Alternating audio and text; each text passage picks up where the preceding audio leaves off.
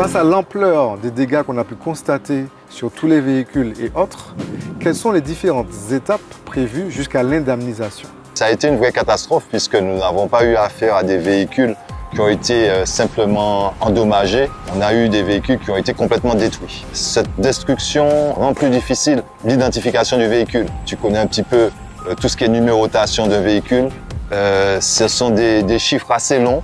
Il faut les retrouver selon les marques de véhicules. Pourquoi identifier? Parce que, comme dans le cas présent, nous sommes face à de la marchandise. Ce ne sont pas des véhicules qui avaient une immatriculation. Donc, le seul moyen de les reconnaître et de les rapprocher des factures, c'est ce numéro de série. Une fois que ce travail est fait, l'expert doit prendre les factures d'achat de cette marchandise. Il doit évaluer les choses.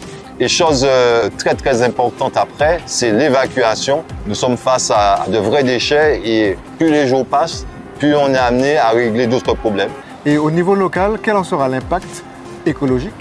L'impact est conséquent.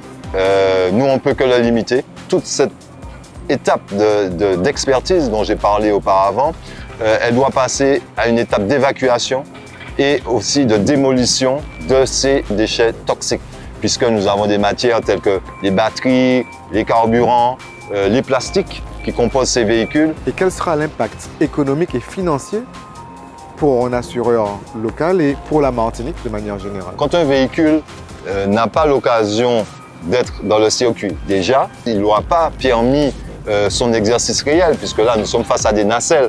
Elles avaient un rôle économique, donc il y aura déjà un impact sur les entreprises qui attendaient ce produit. Les activités déjà. Déjà les activités. Nous allons indemniser de fortes sommes sur des choses qui n'étaient pas forcément prévisibles. Nous n'avons jamais eu des situations où nous avons des produits qui n'ont même pas encore été commercialisés, qui sont détruits à aussi grande échelle.